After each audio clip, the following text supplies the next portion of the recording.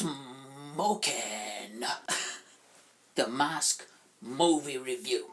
Jim Carrey, you funny, crazy man. The movie came out in 1994, and I just want to read you like the little synopsis that somebody wrote on Amazon Prime about this movie. I have it on paper, so you know it's professional. When he dons an ancient Norse mask, perennial loser Stanley Ipkiss that's a silly surname, isn't it?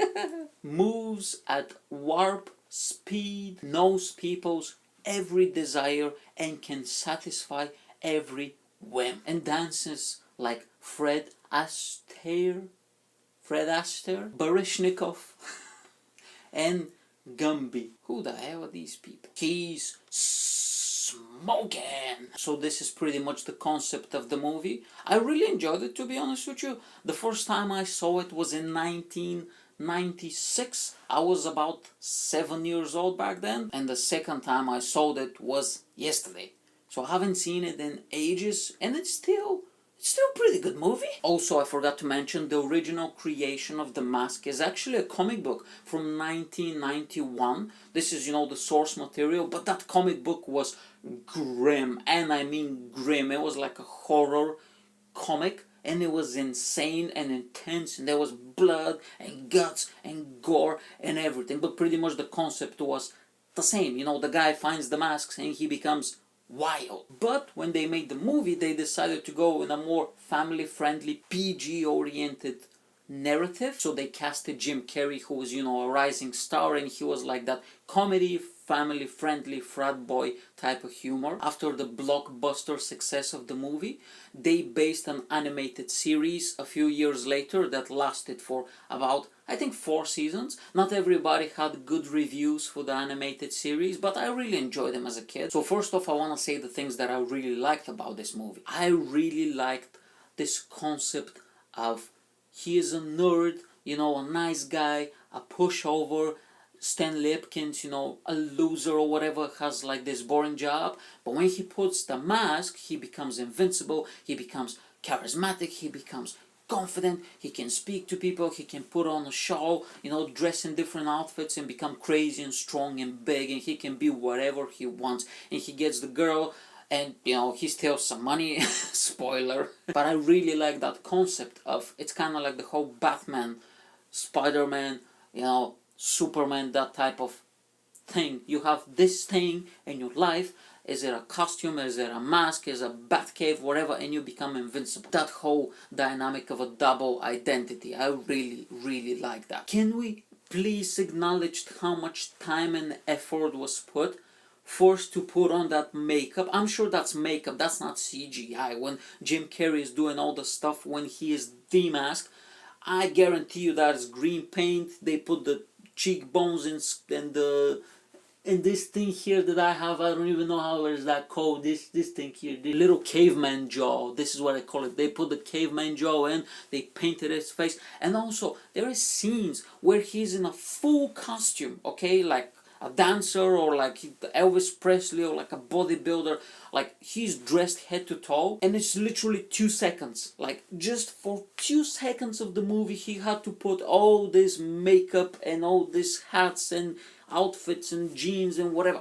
I think that's quite nice, and I really appreciate little details, how much time and effort went into making this movie. The CGI is actually quite good, and it still holds up. I mean, it was created in 1994, and I was not expecting the CGI to be that good, but it's actually quite nice. I really enjoyed it. I was not looking at it and laughing, because there are some movies from the late 80s and early 90s that the CGI looks absolutely horrendous. Another thing, I think the biggest star of the show, Milo the dog. Oh yes, oh he's so dreamy, he's so sweet. Oh look at him, I just want to pinch his little doggy cheeks. Boop boop boop boop, Milo the dog, you're so pretty. And also a little Easter egg that I really enjoyed for all the hardcore stand-up comedy fans. Richard Jeni is in that movie, and he used to be one of the best comedians in the 90s. I need to do a section where I say the things I didn't like, even though, to be honest with you, there were very few things,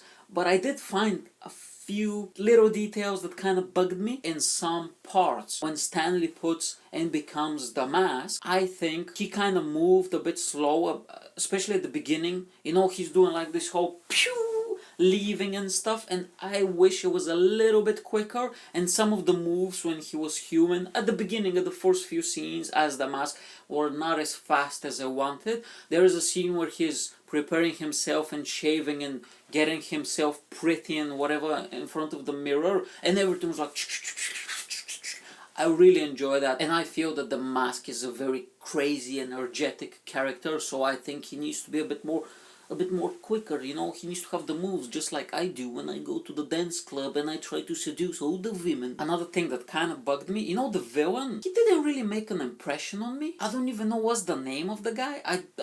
Like, who are you? He's just like a generic bad guy.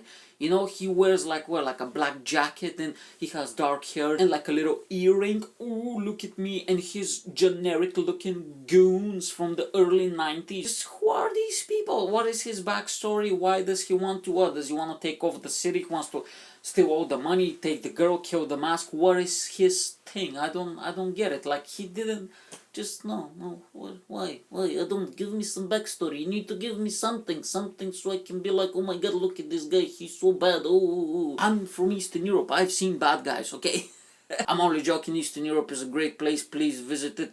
We need the tourist money, okay? Great. Another thing I didn't like is when the villain took the mask towards the end of the movie, spoiler, and he put it on, it didn't look nice on him. It looked, I know he's supposed to be big and scary, but the face looked bizarre. It looked funny. It didn't look scary. I was not like, oh my god, this guy, he's gonna kill us. It looked like if somebody put a clown mask on for Halloween and tripped and fell into a bucket of green paint. It looked funny. I was giggling the whole time. I like the fact that he was like strong, you know, he's like a big guy. I think another actor played him. He was like this, you know, like, look at me. Also, Edge City, whoever is the mayor of Edge City, get your things together, guy, okay? Because it looked like a softcore version of Gotham. It was all like dirty and like nasty and probably big unemployment and stuff.